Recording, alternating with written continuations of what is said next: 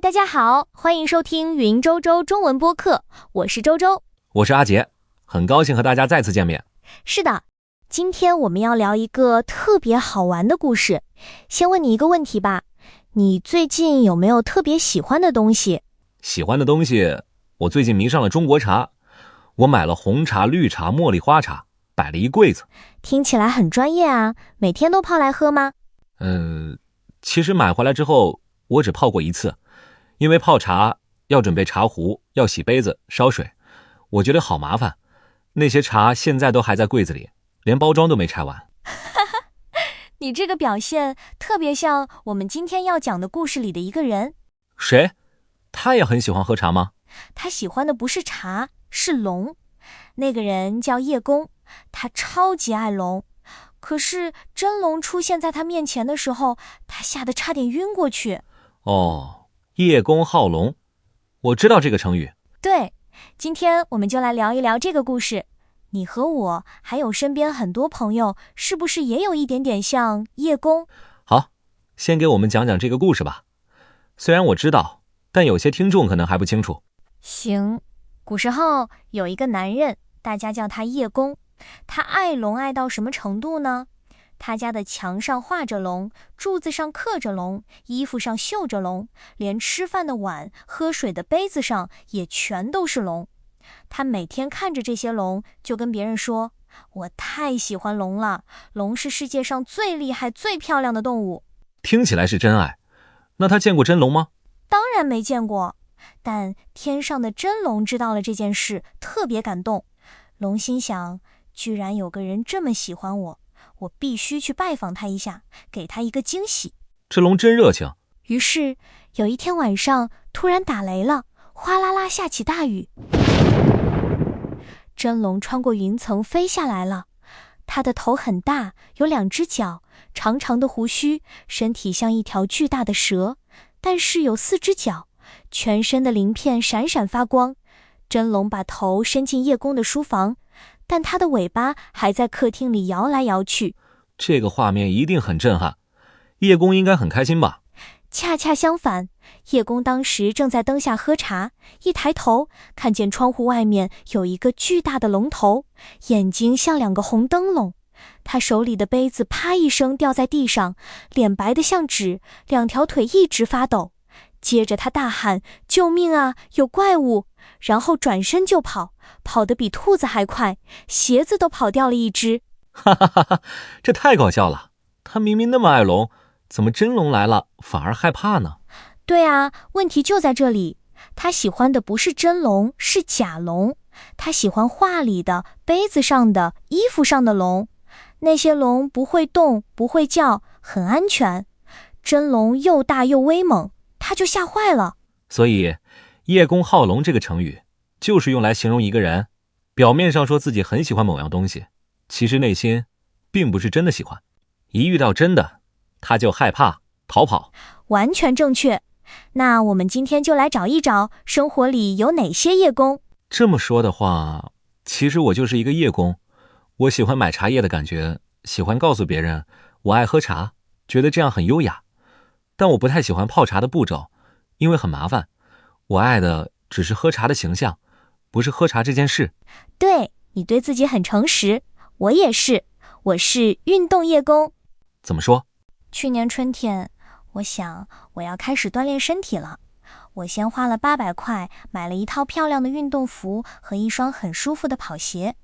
我穿上拍了一张照片，发朋友圈说新装备，明早开跑。结果第2天早上闹钟一响，我看外面天有点阴，就想会不会下雨啊？算了，明天再跑。那双鞋到现在都还是雪白的。因为跑步真的很累，还会出汗。明明早上的被窝更舒服。是啊，我喜欢的只是我是一个爱运动的人这个标签，不是跑步时腿酸喘不过气来的感觉。很多人都是这样，比如买书。买书我太有感受了，很多朋友家里都有一个大书架，上面的书排得整整齐齐，封面都很好看。他们还拍照发到网上，再加上一句话：周末最好的时光。但是好多书连外面那层透明纸都没有撕掉。对，我有一个朋友，每次去书店都要买2-3本，家里堆了几百本。有一次我问他这本《人类简史》好看吗？他说我还没打开呢，但听说很好看。其实他喜欢的是爱读书这个形象，而不是一页一页慢慢读的安静和辛苦。我坦白，我买过一本很厚的中国通史，觉得读完它我就能变成中国历史专家。结果3年过去了，我还在看第一页。现在朋友问起，我就说我最近太忙，先放着。那本书就是你的真龙，你有点怕它。没错。